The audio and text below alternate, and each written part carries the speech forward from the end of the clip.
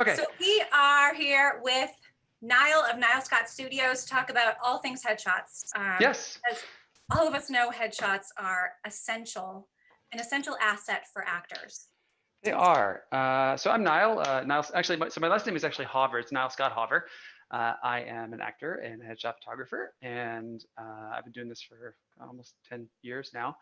And the first thing I tell this. I've done talks like these before, and the first thing, obviously, is that I don't ever want this to feel like a sales pitch for my work. Like there are a ton of awesome headshot photographers out there. You don't have to, if and when you need headshots, if you don't want to come to me, I'll never take offense.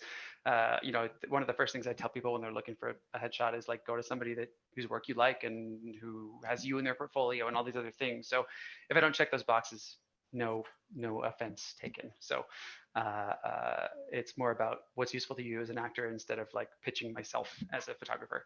So with that out of the way, I think, I know some of you. I think I've actually shot with a couple of you before, and some folks will be shooting with me in a little while. But I want to kind of ask what's most useful to you. Usually when I do these talks, they're to like college classes, so they don't know anything about it. But would you want to start with questions and then kind of go from there rather than me like telling you what headshots are, because you probably know that? Yeah, I'm curious actually, just kind of dial it back from the beginning. And I'm curious how you got on this career path and ended up now as a headshot photographer. Tell us about your journey from start to finish of how you ended up here. Yeah, so I started, all the way back, like started acting when I was like 7 years old, and did it all through high school, got a BFA in theater, MFA in theater, and then I still am an equity actor, and I was doing a tour in Montana with Montana Shakespeare in the Parks, doing some Shakespeare for a couple summers, and every summer it's just the most beautiful place. And so I started taking pictures of it with my phone, and that wasn't doing the job. And so my girlfriend at the time mailed me her DSLR, which also didn't do the job. So I bought one, and then just kind of went from there. And everybody, in the cast was awesome, and they let me practice on them. And then I came home at the time I was living in Attleboro briefly, and kind of just put a Facebook post out that said, hey, anyone want to shoot? I'm just going to practice. And I booked a Disney commercial Congrats. Thank you. And then I used that money to buy some nicer gear. And then from then on, it's just kind of been kind of growing from there. I'm really lucky. It's like a thing that I think I like it, and I guess I'm pretty good at it. And it's because it's sort of a nexus of all the things that I like. So it's technology, which I love technology. And then it's, visual. I have a pretty strong visual background as an artist, as well as obviously storytelling and people interaction like you would be as an actor. So it's this great kind of meeting point of all those skills, and I've really enjoyed it from day one. So that's how I got here.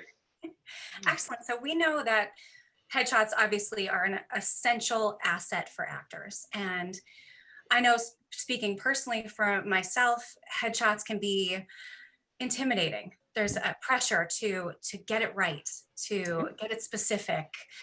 And it's kind of out of our element to look directly into camera and give that. So for lack of a better term, I'm curious, I know that you have seen a lot of actors, and what is your approach to actors who maybe feel like myself, a little intimidated about the whole process and a lot of pressure to get it right? How do you coax those shots out of them? Is it conversations before? I'm curious. I think you can go one of two ways, or better yet, meet in the middle. So my experience is the best shoots have either been people who come in completely open and ready to participate in a way that is just like being a good actor. I think you get out of your own head and you're just present. But that's maybe not something that you can decide to do, because it's a skill that you sort of have to develop. I think headshots are getting your headshot taken is as much of a skill as anything else. It's like I still only had mine done professionally 3 or 4 times, and every time I get better at it. But if and when I go back to someone else to shoot, I'm going to be, I remember having dreams about it when I went and signed up beforehand, because it was such a big thing. And it's like a big deal. It's a lot of money. It's usually this one day that you have to encapsulate everything about you as an artist and a person, and it's not easy. Um, but yeah, I think like so Putting either. in that, I'm sorry to interject, but I think that's so great for actors to hear. It's like we know working on our craft, that's a skill set. Auditioning is its own skill set. And now to think of headshots as this other skill shot or skill set, excuse me, where we have to educate ourselves and learn, and it's a process. No one goes into the audition room the first time, and if you do, I give you mad credit. Oh But yeah. that's a learning process too, from the first audition to throughout your career, and to look at headshots that way, I think will relieve a little stress or a little anxiousness about it for actors. Yes, and I think it's also like it just like acting. Sometimes I work with mostly young people who are like very prepared and like practiced all of their expressions before they came in, which like I think that's also not the way to do it. Because like it's like if you go to an audition and you have these line readings and you know how you're going to deliver the lines, and then the director says, "Can you try this?" and you say, "Oh well, this is how I prepared it, so I'm not going to do that." I think that it's again like this combination, just like acting, of preparation and then openness to the photographer and to going, you know, to like letting go. I think a lot of young people, again, because I'm talking like people in their early 20s or younger now, are so used to selfies and being in front of the camera that they've actually like developed a system of expressions that I can tell that the smile is put on. And it's I think a great actor headshot, especially maybe more for theater than film, is about like getting this to be this open, authentic quality more than anything else, which can be hard to do if you're like practicing in the mirror all the time. Right. But I think where the preparation does come in is figuring out like type, doing work about like what you want from the session. I shot with a guy in New York, David Knowles, who is kind of like my hero. He's like the guy, and I can't like directly steal his thing he wrote, but I thought it was so good, which was a headshot is not something that is done to you, and I attribute that to him 100%. I think it is the best way to think about it. It's like, yeah, I mean, I have plenty of people who come to me and say, I've never done this before.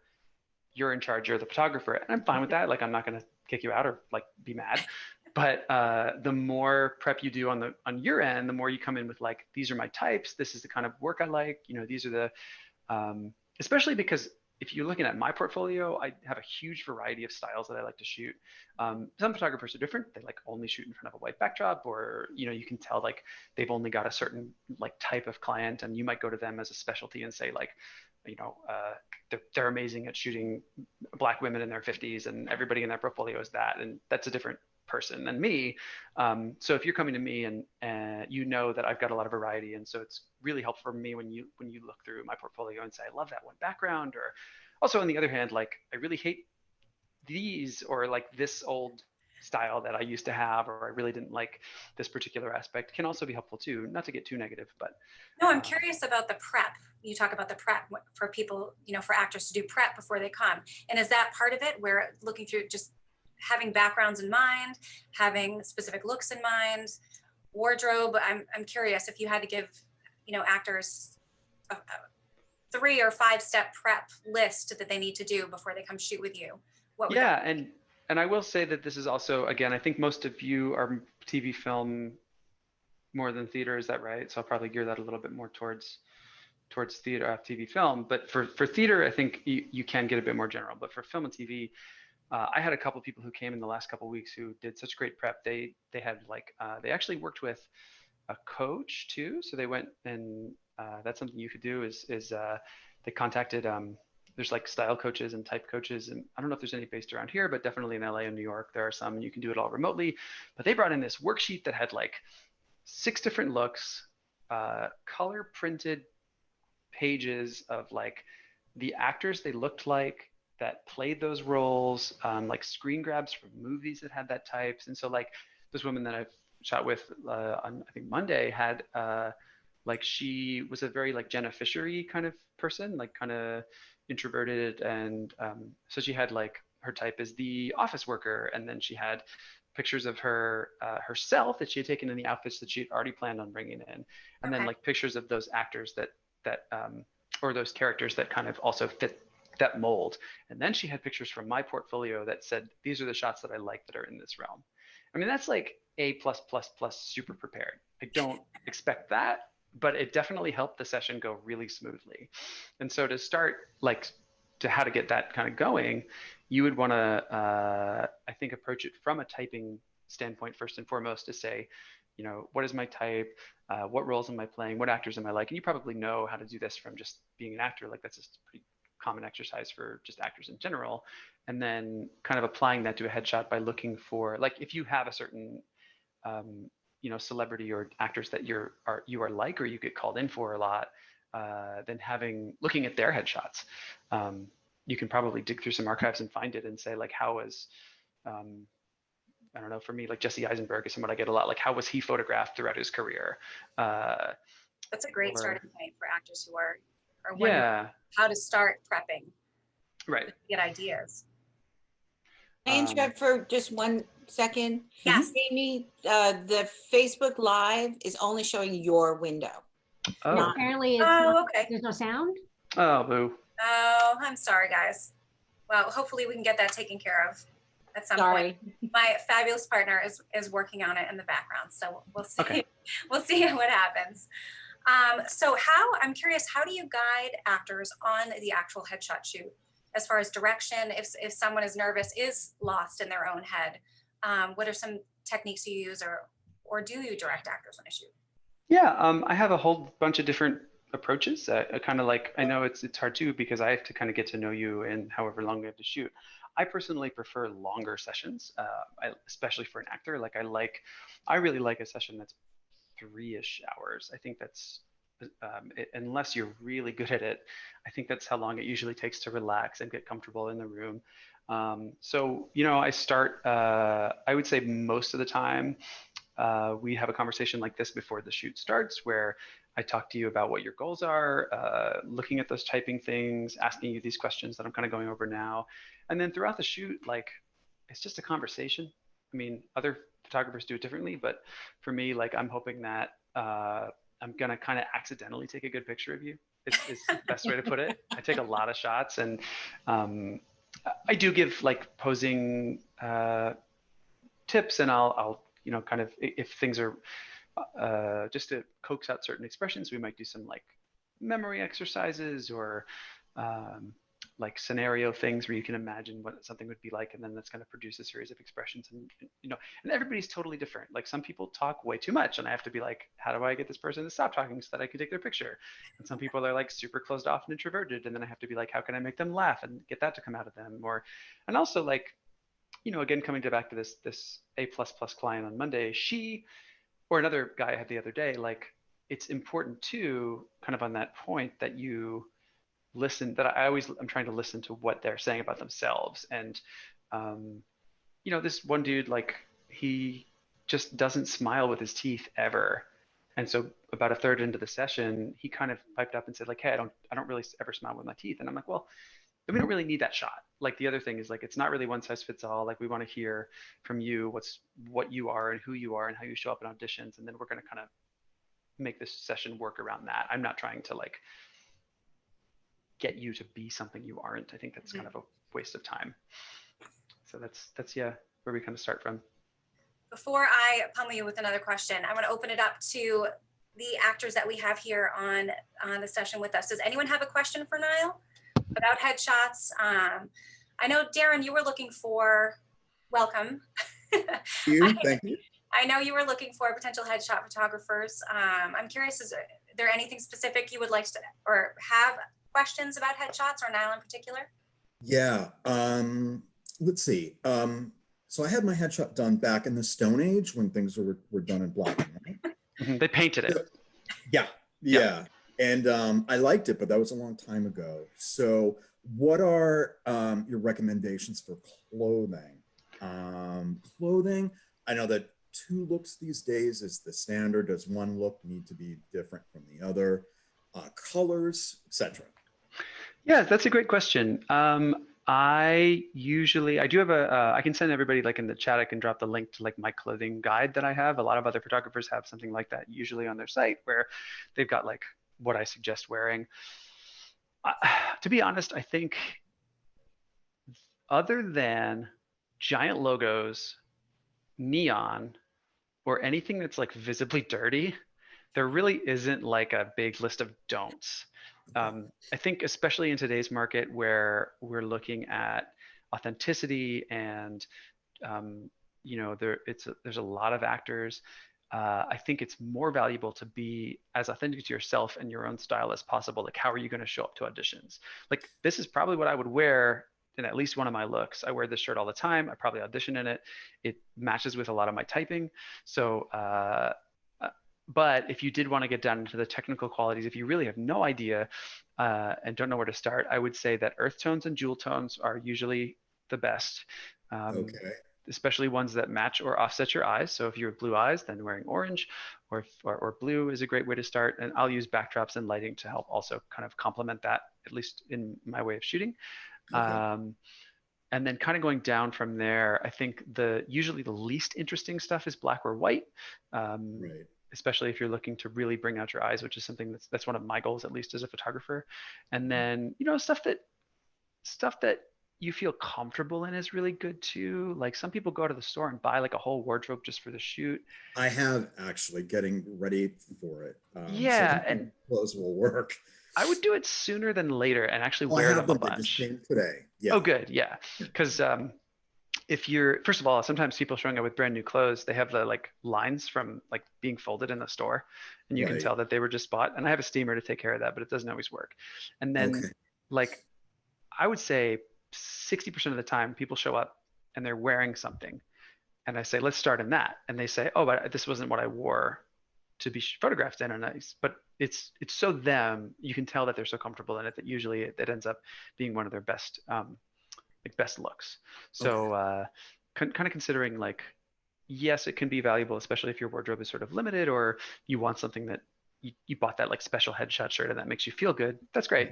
But also, I would bring a mix of like stuff that is like tried and true wardrobe favorites, and then a couple things that maybe are new and kind of have that new clothes feel. Okay. Um, so yeah, that's and again, I mean, I am certainly, this is how I practice my business, and I don't know about everybody else, but I'm always happy to answer questions for clients. Like, if they email me, I will, respond quickly with advice and specifics, and send me stuff that, should I wear this or whatever. And I would also say too, with clothing, uh, it's I wouldn't, if you were shooting with me, I don't know again about anybody else, I would bring more options than you think you need, but not your whole closet. Okay. Because sometimes we spend a lot of time going through clothes. If you bring like 50 things, then Right. we have like such a wealth of options that it's a little overwhelming versus, some people show up to a 10 look shoot with 2 looks, and that's Yeah, fine. right. But, Yeah.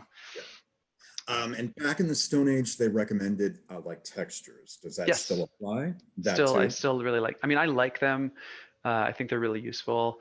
Layering is also great, just to like keep a kind of a 3-dimensional quality to the image, like a hoodie over a blazer, or uh, like I love a chambray shirt. You can't go wrong with that. It's really classic. Okay. But I've shot with people whose style is really unique, and especially again younger folks, like they're not as interested in fitting into like what is a headshot mold, and they'll show up with, you know, stuff that doesn't fit that, and that's okay. Like, if that's what you are and that's what you want to bring, then I'm not gonna not photograph it. Right. It all Right. works.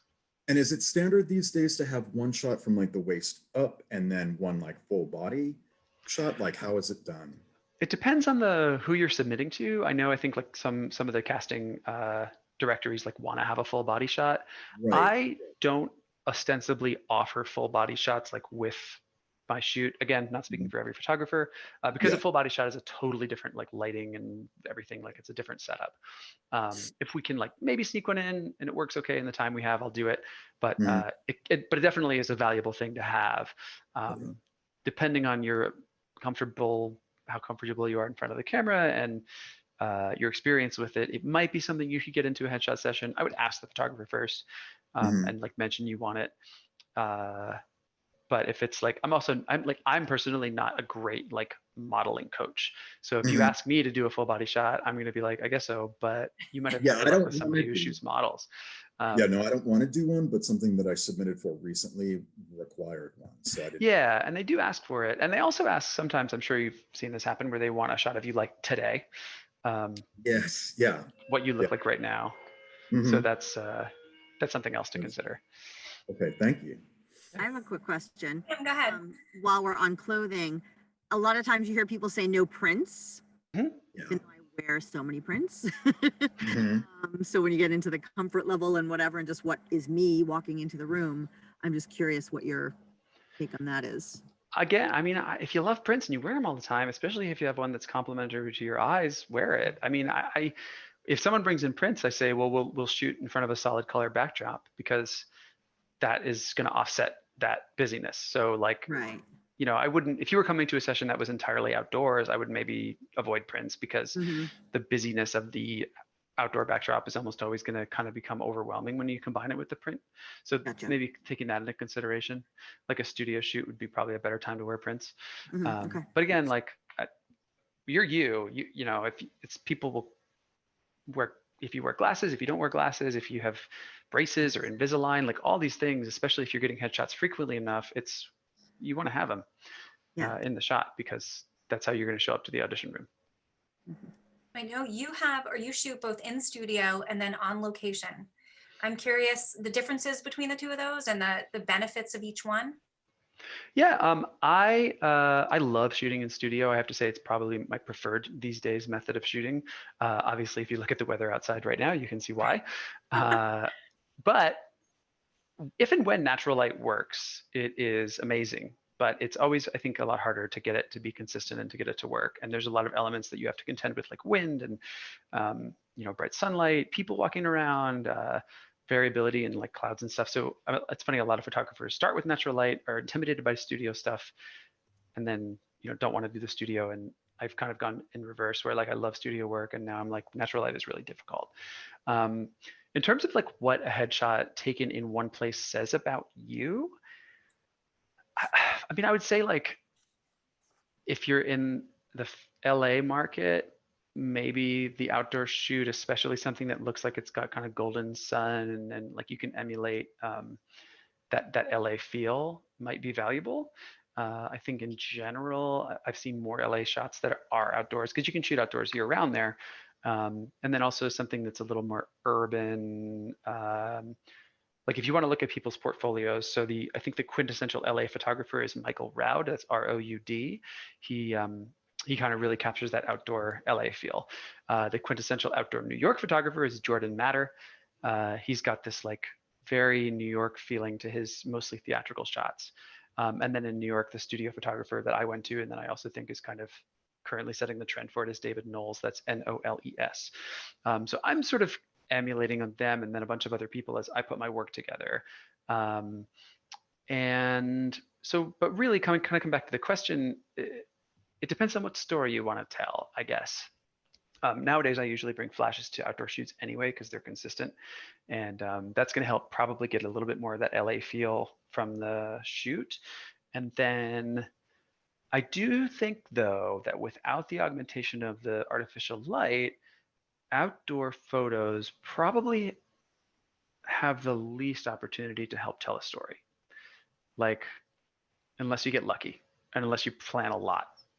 You know, if you think about, like, if you were to email me and say, I'm trying to shoot for period pieces, let's meet at this place that I know has this like castle feel or whatever, then that's great and that's going to work. But if you kind of show up with a car full of clothes to the park and say like, I want these things, it might happen and it might not. It's going to depend on a lot of variability. So if you really want to know that these are going to be a specific kind of shot, I think studio stuff can be better.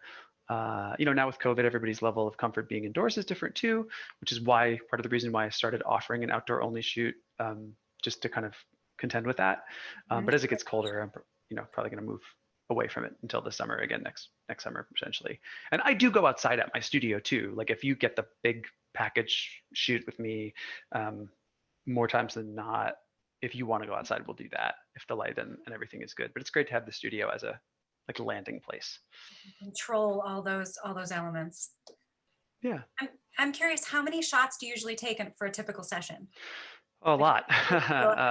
Look through. Over 1,000 usually, I think at least. My cameras move pretty quick and I move quick and I'm really good at switching lighting situations around. Usually people get in a lot of looks too. You know, I've done as many as 10 or 12 in 2 or 3 hours because I've gotten really good at setting up, things that can be multiple setups and switching out backdrops quickly. So it's mostly because I'm just bored. I want variety in the session itself, and then I want to give you guys a lot of variety in your options. So it's a lot. And then from those, I would say usually it ends up being 1,500 for a studio shoot. I'll knock that down to like 3 to 500 depending, and send those to you for use. I'm curious about hair and makeup. Do you have any do's, don'ts? Are there specific hair and makeup artists that you work with? Yep. Is that an add-on to some of the headshot packages? Yes. So I would, if you can afford it and you're thinking about doing hair and makeup, I would always do it. And even if you like wanted to wait until if it is a stretch to add that on top of the cost of the headshots, I would wait until you can do it, because the hair and makeup artist, and I think this is for any established photographer who has like one or two folks that he or she works with, those hair and makeup artists probably know the photographer well. They are really excellent at doing hair and makeup that fits the photographer's like style. Like this is the case with mine. My good friends Katie and Lindsay, who I work with primarily, they've been working with me for years. They know how I shoot, and they're kind of tailoring the makeup around that. And also, like, depending on the photographer and the makeup artist, sometimes they stick around during the shoot, which can be really nice to have another person in the room just to kind of play off of and watch things and give ideas. So usually it's 100 to 250 depending on the level of service and the location, but I've had makeup myself done for all of my shoots, and I can't recommend it enough, because also, at least considering the way I deliver images, it gives you more to choose from, I think. So I'm curious about that, because I know just from conversations I've had with people here on the session, actors on the session, and other actors too, a lot of us have experienced headshot sessions with makeup artists where it's a lot of makeup, and that's not necessarily the look we're going for. So what is the best way as actors to convey that to a potential makeup artist? And how do we meet as to what we think is a natural look and what they think is a natural look? Yeah, and that's a great question. And that has happened. I've had maybe like one dude say it was overdone, and we shot again. But other than that, my makeup artists in particular are good at that, like no makeup look, especially, I think for men or male identifying people, it can be even sometimes a little bit scarier because you don't want to look like you're wearing makeup. But I mean, my answer to that is just to tell them, like, my makeup artists are great at asking every step of the way, like, is this too much? Do you feel like this is you? Can we take it back a little bit? And they've done it. They've, I've had, that's yeah. right there, just to know it's a makeup artist who says, is this too much? Do we need to take it back? Like, yeah. And if they aren't saying it, like, I know it can be hard, and I'm sure I've found myself in positions like this too, but just say something, like say, to both the photographer and the makeup artist, like, I feel like this isn't me. Can we, because, if they're any good, if they want to maintain their reputation, I think they're going to be motivated to say, let's fix this. And that's, yeah, I mean, that's what I would do. And, again, like, the answer to this question sort of, and then a lot of other questions people ask me about style, hair, makeup, anything, is like, ask yourself what you would wear to auditions, how you would prepare for an audition. For example, for the most simple one, I wear glasses. I need contact lenses to see. I don't wear my glasses except when I go to bed. So I did get like a couple shots with glasses, but most of them are with contacts because I'm not going to show up to an audition in glasses, like, ever. But it's useful to have. So if you're ever asking the question, like, should I do X? Ask yourself, how frequently am I going to show up to an audition looking like this? And then if so, and if I am at all, and starting from there is really good. That's a great point. Do you have any questions? So if, as actors, doing research, looking for a headshot photographer to shoot with, what are some great questions that actors could ask a potential photographer? Or even based on your experience, some good questions that actors have asked you? Yeah, I mean, all the ones you've asked me so far are really good. One thing I'll say too is, like, I personally put a lot of time and energy into literature on my site. Not all photographers do that. Some of them have just their portfolio of images and a contact page, and that's it. But if a photographer does have a lot of literature, I would read all of it. I mean, even if you're on the fence about working with them, it's a really good way to get a feel for their voice and like who they are as a person. Like I try very hard to make my personality come through all of that text and all of those instructions. And if you're reading that and you're thinking, this guy seems, weird or too casual or too serious or whatever, then like don't shoot with me, because that's very intentional. That's all there for a reason. But if you've read through all the literature and you still have questions, like those are really great. Another thing that I like to tell people a lot is to look for yourself in their portfolio. If you don't see people, if you're looking, for example, at my portfolio and you don't see you don't see like, your skin color or your age or your whatever, maybe reach out and say, hey, I really like your work, but I noticed you don't have a lot of X. Like, do you have experience shooting that kind of person? Because if they really don't, and I'll be honest with it. I mean, if I say, no, look for someone who does, or I'll say, I don't have a ton, but I'm up for the challenge, or I'm looking to expand my portfolio, then that's really nice too. But I would be careful. Like if you're in your 60s and everybody in the photographer's portfolio is under 20, you might want to look at that and say, do you have experience shooting folks who are not 20 years old, or vice versa? And then other things would be, yeah, like all these questions are great to ask. Like, how do you run a session? How long do sessions go? Like, what are some examples that you would send of like, sometimes it would be even good to like ask for some good recent work because their portfolio might not be completely up to date.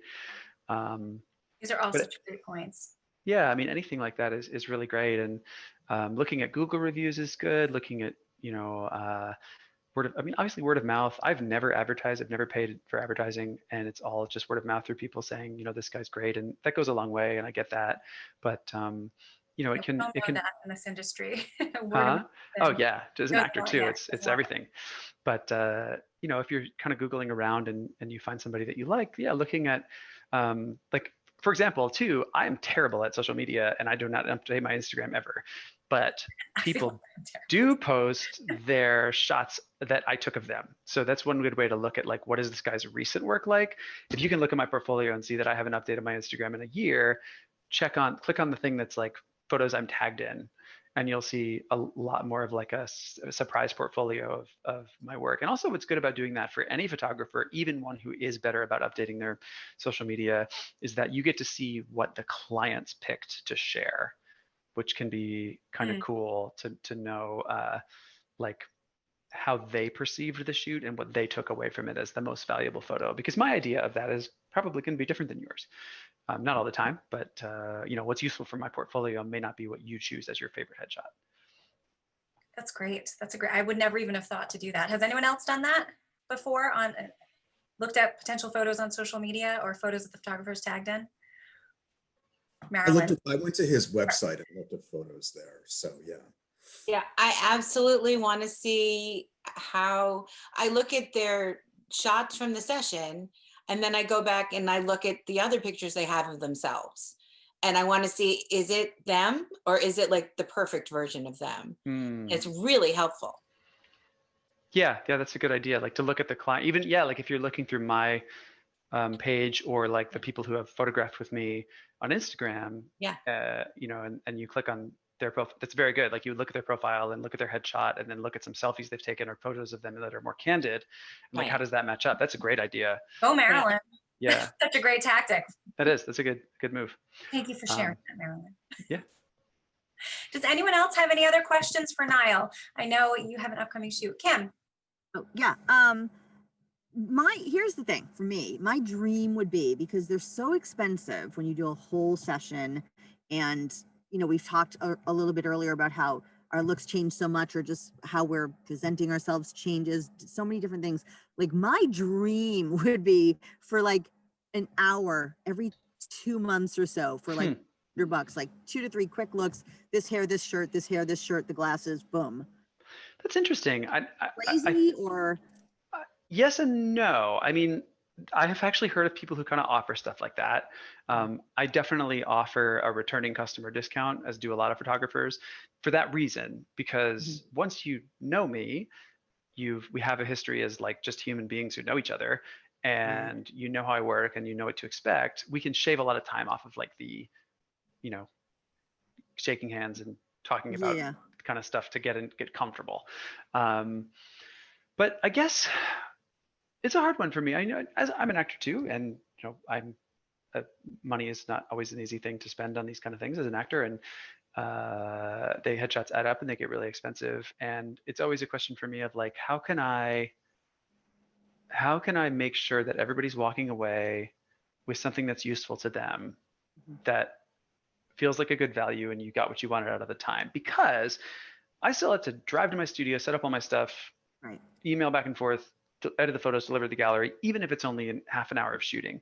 And also, if you have the answer to this, I'd like to know. I want to offer that, but a lot of the times I'll get folks who have never done headshots before, are like really uncomfortable in front of the camera, and it's not their fault that they can't afford the full session. And I used to offer one that was like that was like 20 minutes, and they would come in expecting like a whole big, amazing long shoot, and I end up going over all the time. Just But for only returning customers. Or only people who experienced with this that are willing to let you set a timer and walk in and then walk out when it goes off. Yeah, it's a hard call though too, because how do you filter that? Yeah, yeah. But I've had people say like, what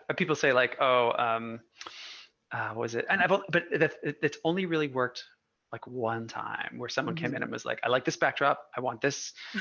I just had a haircut, and this is what I want to shoot. And it was actually 20 minutes, because I always go over, because I'm just, I'm never going to let you walk. Because even if it's $250, that's still a lot of money. And I don't want you to walk out of I'm not like watching my watch, making sure that we finish right on time in 20 minutes and you walk out with garbage. So like, for me, it's this question of how do I balance, expectations, and then. Sure. But I like those ideas. Yeah, Marilyn's raising her hand. Yes. No, here's my marketing hat on, because that's what I did for years, was marketing and PR. You should offer it like a membership, like a gym membership, so that the overall cost of it will dissuade anybody that's just there for the price tag. So if it's something like Kim saying, I want to go every 3 months. Right. So you have to commit and pay like the monthly or 3 times a year, what the amount would be. So I think that would dissuade anybody that's just looking for the cheap deal. If you were looking for something to package it, I would love to discuss packaging with you. Yeah, I'm interested. I need to, I think with COVID and things, I need to change some of my way I offer things, and also with branching out to shoot people who aren't actors, because I think everybody's reinventing how they do business right now. You have to pivot or perish right now. Yeah, exactly. Pivot or expand, or Yeah. Even focusing more can sometimes be really valuable. Yeah. So I mean, personally, I'm at a big turning point with how I need to, also with the baby, like how can I protect my time? Congratulations. Congratulations. How old is he now? 2 weeks? 3 weeks. Oh my goodness. He's incredible. Sleeping or no? My wife is home with him, so. Sleeping. 3 weeks. Sleeping at night or no? Yeah. Yeah. A couple of 3 to 4 hour blocks a night. Well, that's good. Yeah, he's okay. But we're figuring it out. Yeah. Niall, thank you so much. For more information, you all know you can visit Niall Scott Studios. Reach out to Niall. If you're a member of Actor Playbook, you get a discount with Niall if you decide to book a shoot with him. This was so informative, so helpful, so insightful. Thank you so much for taking the time to join us. Yeah, thank you all. And if like Jamie said, if anyone has any questions, I'm always available. If you want to talk on the phone, email, whatever. I'm happy to, and even if you don't even want to shoot with me and just want to like ask more questions, it's totally cool. I love talking about this stuff. So yeah, awesome. All right, excellent. Thank you. Well, take care. Have a great day. Bye. Bye. Thank you so much.